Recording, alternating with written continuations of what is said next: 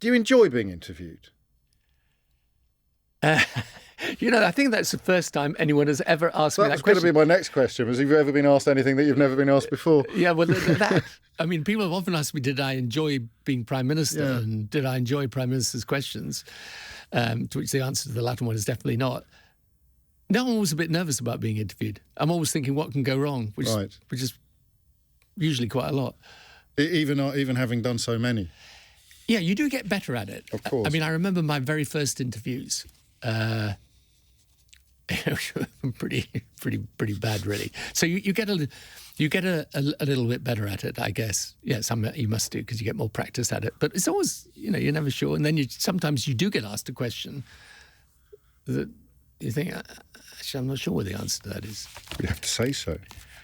Well, one great advantage of leaving office is that people don't expect you to know or have an opinion on everything. Whereas when you're Prime Minister, you get asked about everything, from the English football team through to, the latest pop music. So getting better at things is arguably, certainly one of the central themes of your new book on leadership, isn't it? Lessons for the 21st Century. You identify sort of 3 ages of leadership, and the third one is the one where all leaders will hopefully end up. Who is this book aimed at? Who did you have in mind? Did you have a reader in mind when you wrote it? I mean, certainly not the incoming Prime Minister in the new government, because it was started... I don't know how many times you have to say that. I don't think anyone's ever going to believe you. No, Andrew Marr in the New Statesman, adamant that the whole thing was written entirely for Keir Starmer's benefit. It really wasn't. I mean, it was begun sort of several years back, and because I've been really busy, it's taken me time to write, and it was finished in May. But I think... No, it's written partly for leaders, but it's also who are coming into office, because, I'm sort of thinking of the things I wish I'd known, or someone at least had got me to think about before I started exercising power. But actually the book, I think leadership's the same in any organisation, whether you're running a country, a company, a community centre or a football team. And actually I was talking to a friend of mine who runs a restaurant the other evening, and I thought, I was watching how they were running it. I was thinking it was pretty much the same.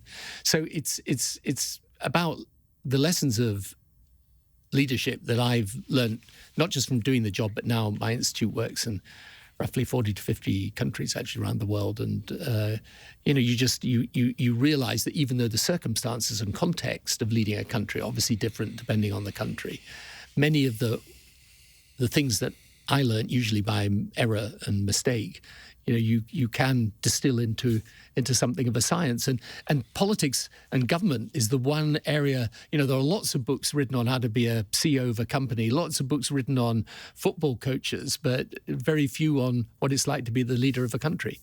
You draw on both experiences, don't you? On being the leader of a country, but also on running the Tony Blair Institute, perhaps drawing a little more on the second period of your life than some readers might expect. Yes, because, I've been out of office now a long time from the UK, 17 years, and I've been working with many different governments and many different leaders. And what is fascinating to me is the degree to which, whether you're running the United States of America or a developing nation in Africa, a lot of the lessons are the same. Even in non-democracies, which you also, of course, even in non-democracies, because even then, it's your decision-making power arrives by a different route. Obviously, in a democracy, it's the will of the people, in dictatorship, whatever. But the quality of decision-making is still what makes the difference. And one of the things I draw attention to is when you analyse the world today, it really is true that the difference between the countries that succeed and fail is the quality of governance, leadership and decision-making. And you can have two countries living side by side with each other, same resources, same potential, same opportunity. One succeeds, one fails. And it's all about the quality of governance. And to the idea that you sort of validate or even sanitize undemocratic countries simply by your association with them, and possibly even, therefore, sort of the corollary of that would be to slightly sully the office that you once held. Yeah, but because we do work in countries that aren't traditional Western democracies or aren't democracies at all. But my question is always, are they moving in the right direction or the wrong direction? And so we work in some countries where some people wouldn't. But I think if they're important countries and the leadership there is trying to do the right thing, it's important they're helped. Well, why do you describe this as being the best and most exciting period to govern? I think that was specific to the UK, was it, as opposed to... No, I would say it's anywhere, and that's because of my... I think some people think it's an obsession, but it's not an obsession, but it's just a conclusion that we're living through an era of technological change that is going to accelerate, is already huge, is going to accelerate, and that's the biggest challenge for people in government today. And it's an exciting challenge, but also a daunting one. It's not a position that's shared by many prominent politicians at the moment. That's perhaps why they tease you a bit about, and you've used that word obsession. We're talking about AI for people, largely about AI for people who haven't perhaps followed things as closely. When did you feel your sort of evangelical zeal kicking in? When did you first sort of think, crikey, the scale of this thing is close to unprecedented? It's industrial revolution levels of change. I think a few years back when I started to look at the way the leading companies were developing, when I started to study artificial intelligence, and now you've got this generative artificial intelligence, ChatGPT and all the rest of it, which at the moment is like a toy, but in time will become, highly sophisticated aid to decision-making. And then you're going to have, I think in the next few years, artificial general intelligence, which will be its own new revolution. And, one of the things that is relevant specifically to Britain is that Britain's got a very strong position in this. After America and China, potentially Britain is the third leading country in the world on technology. But we've got to keep our position and build it, because that is the economic future for Britain. I've got absolutely no doubt about that part of it at all. And a lot of these new technologies, for example, in life sciences and in medicine, are going to allow us to do things we've never even imagined before. I should stress, or one of us should stress, that the whole book's not about that. It's an important theme in the book, but only one part of it. Let me take you back, if I may, to that notion of the three ages of leadership and your own time in Downing Street, when you arrive there and you are open to influence, instruction, education, because you are aware of your own lack of knowledge, lack of experience. It's hard to think, as you've said before, of any job in the world where you can go in with no experience whatsoever of running something, and that something turns out to be a whole country. I did think, reading some of that, about two recent incumbents, about possibly Boris Johnson, well, definitely Boris Johnson and possibly Liz Truss, who are kind of possibly exceptions to the rule that you described when they arrived in Downing Street. Yeah, I mean, look, yes, but part of the old Prime Minister's club is that you try not to spend too much time attacking your predecessors. Sure, but we have to use examples to examine the thesis. But I think, look, I think there are a lot of reasons why things were difficult for both of them. But when I set out these three stages of leadership, I guess I was going more by my experience more generally. And I do think, because I think this is also, you can apply this to life as well. There is this first stage where you know you're ignorant and are prepared to listen. There is then a second stage where, if you're not careful, you kind of think you know it all and therefore don't need to listen. And the third stage, which, as I say, is the sort of nirvana of politics, is when you usually, by experience and humility, realize, no, there are things I know and there are things I don't know, and I should carry on listening. Do you know at the time which age you're in? You don't, do you? No, it's a very good point, and you don't. But but you do in retrospect. So when do you think your third age started? I think towards the end of my time. That's too vague, isn't it? More specifically, if you could. No, I think after. Look. I'm kind of exaggerating to make a point. Of course, yes. You always carry on listening, but I think after my first term in domestic policy, I did a real rethink, and this is why I restructured Downing Street and introduced things like the delivery unit so that we could implement much better structural reform in health and education and law and order particularly, and did a lot more strategic thinking and going out and listening to people who were engaged in the front line. I think post 9/11, when we were taking military action in Afghanistan and Iraq, and I say in the book, and I mean that even though I, will strongly defend the decision to be with America in that period and to take that action, I still think that you got to acknowledge in retrospect that there wasn't a sufficient acceptance of the nature of the terrain into which you were going and the context in which you were operating. And those are things that you, by experience over time, you realize, always approach every problem thinking of the very worst that could happen and delving deep before you go in deep. That's the ultimate irony then, is that the time at which you're best qualified for the job is the time at which the finish line is closest. Yes, it is. As I say, you could. The paradox is you begin at your most popular and least capable, and you end at your most capable and least popular. Or at least that was probably my case. And I was struck not just by what you've written, but also I think by one of the interviews you've given, by the honesty about unfinished business, about a feeling that you left against your will. I mean, that's what the history books tell us, but I don't know that I'd seen you looking quite so vulnerable about it before. Yeah, I mean, look, in one sense, you could say I was one of the few people that chose a point of departure. True. But that was because I could feel the walls closing in, and thought it's really, if I had stayed, it would have been a huge fight and struggle, and I don't think that would have helped the country. But yeah, I guess whenever you leave, there's going to be a sense of unfinished business. But I think over time you get the maturity to realise the job's never done. So there's never going to be a time that you're going to leave and think, I did everything I wanted. How much of leadership do you think is art and how much is science? That is also a very good question. And I think it's more balanced between art and science than people think. Most people think leadership is an art, and I think it is partly by nature, but it's partly by nurture and by experience. When you sort of lay out your priorities as when you were the leader of the United Kingdom, but also your legacy, which you write a bit about the importance of, and regrets again about perhaps not nurturing your own legacy enough. Being in lockstep with America has always been central to your worldview.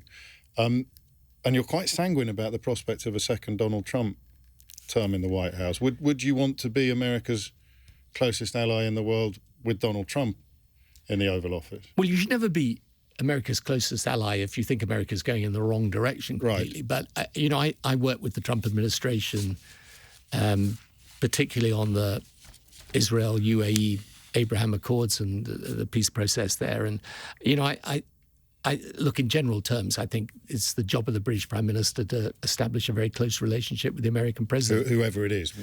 Yeah, because you don't get to choose that. And one thing I've learned over time is just don't get involved in American politics. It's complicated enough for Americans without someone from the outside blundering in. Well, you mentioned the Middle East, so I will ask you about the suspension of these arms licenses to Israel that David Lammy has announced this week, and in fact since you wrote the book.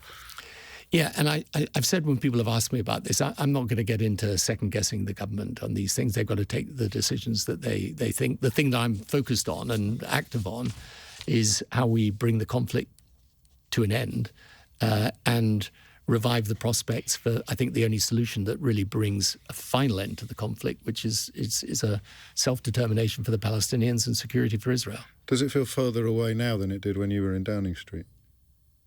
Well, I think you'd have to say yes to that at the moment. But it could easily be revived. I mean, I always say the difference between the Northern Ireland peace process and the Israeli-Palestinian one is that in Northern Ireland we were able to achieve peace, but without an agreement as to what the final outcome. There's still a difference of opinion. The Unionists want Northern Ireland. In the UK, the Nationalists want it united with the south of Ireland.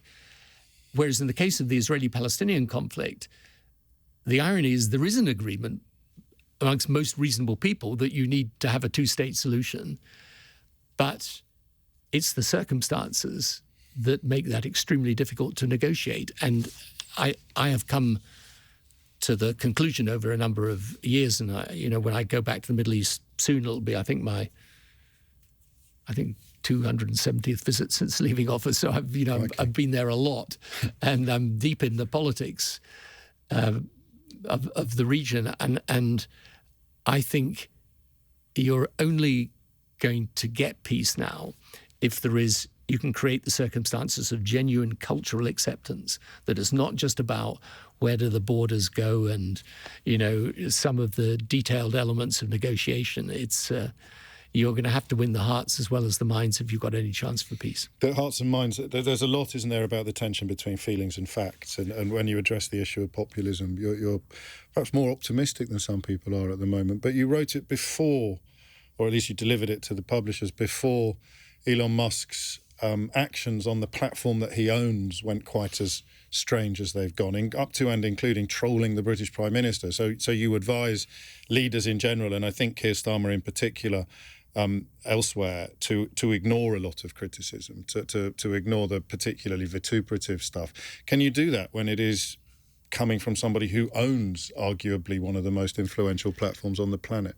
Yeah, but I mean, it's the same as the other media platforms. There will be people who criticize you. I think one thing today is to understand that the public, I mean, this is my assessment, the level of vituperation and vitriol is greater today than it was in my day. And social media, which I wrongly thought might civilize conventional media, has had the opposite impact. But I also think the public kind of distrusts it at the same time. I mean, they may use it and they may fuel it, but they also want leaders to stand out against it. And so I think if you're going to lead a country, if you're scrolling down the comments section, you're going to do your head in. Well, I mean, whoever you are, that's true. But, yeah, and therefore you've really got to try and create that temperament where you just set all that to one side. The question of jurisdiction as well. The server will be in one country, the person writing the message will be in another country. We've arguably seen this a little bit with the riots recently. But do you foresee a point in the not too distant future where other countries are going to have to follow Brazil's lead and take actual action against platform owners for the dissemination of disinformation? Well, I certainly see a position where the world's going to have to come together and agree some rules around social media platforms. And I think that's, quite what the answer is and what the right system of regulation is, I'm not sure, but I'm sure there should be, and there's got to be, because it's not just how people can provoke hostility and hatred, but I think, and I don't know what the answer to this is, I'm just saying that I don't. We can't carry on as we are. But we can't carry on as we are, and I think the impact on young people, particularly when they got access to mobile phones very young, and they're reading a whole lot of stuff and receiving a whole lot of stuff that I think is really messing with their minds in a big way. And as I say, I'm not sure what the answer to it is, but I'm sure we need to find one. I've resisted any temptation to ask you to sort of score Keir Starmer's report card so far, not least because plenty of other people have already asked you that question. But I think it's fair to say you were relatively sceptical about his capability of winning elections when he first came into the role, partly because the scenario post-2019 was so stark. What do you think he got right? What could you almost include in a book about leadership with regard to what Keir Starmer has already done as opposed to what you would like to see him do in the future? Well, the thing that I thought was going to be really, really difficult, and I actually doubted anyone could do it, was to take the Labour Party by the scruff of the neck and turn it round. And he did that. And I think one lesson of leadership is you've got to show you're in charge of your own, your own party. And if because when you're in opposition, particularly, you're just saying things. You can't, you're not doing anything. You're just saying things.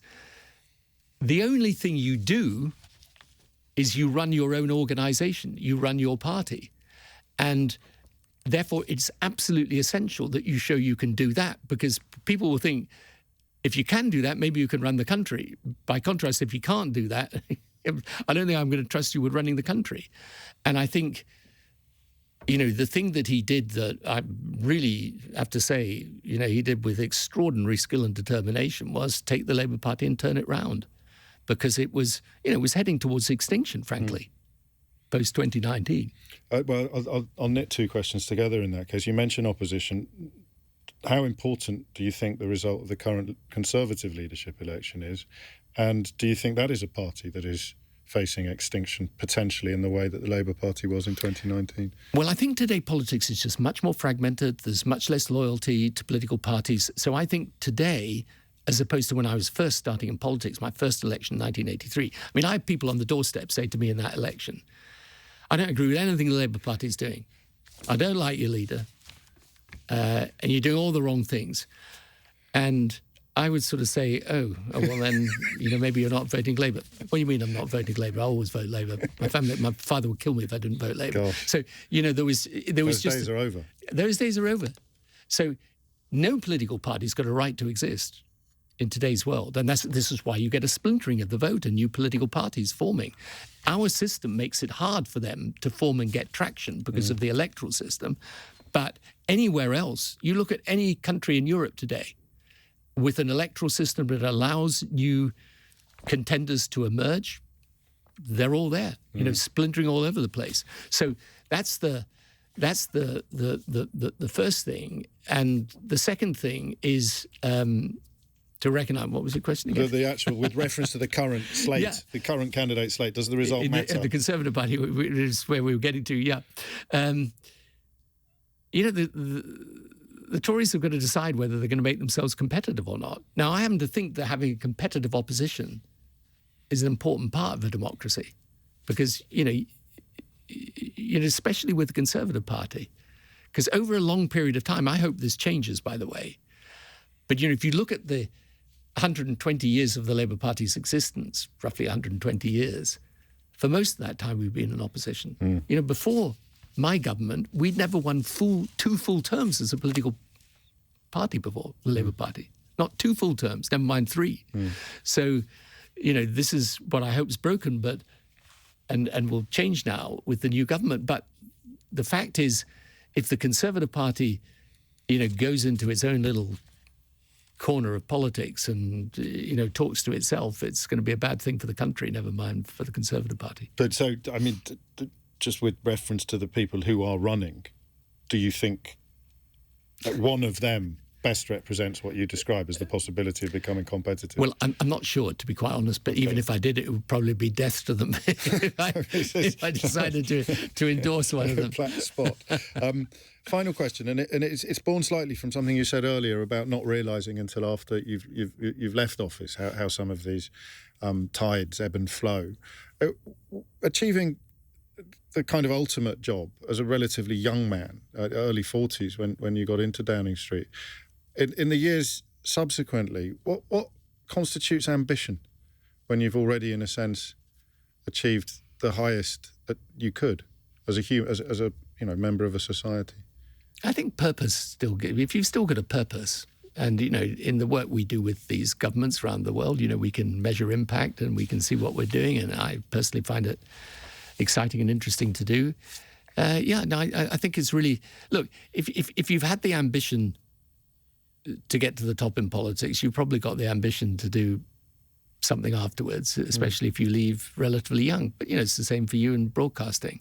It's tough, right? You to get to the top, to stay at the top. But even if they threw you out of LBC tomorrow, you wouldn't just disappear, would you? You'd be wanting to go off and do something else. I mean, I think... I say this to young people when I talk to them about politics. The best thing is to wake up with a sense of purpose and go to bed counting your blessings, because your blessings are many more than you ever think. And if you're getting up in the morning without a sense of purpose, that's not a great life. Not just young people who could heed that guidance. No, well, anyone, I guess it's true, but it's important to learn it young. Of course. So Tony Blair, thank you. Thank you very much. On leadership, Lessons for the 21st Century is out now.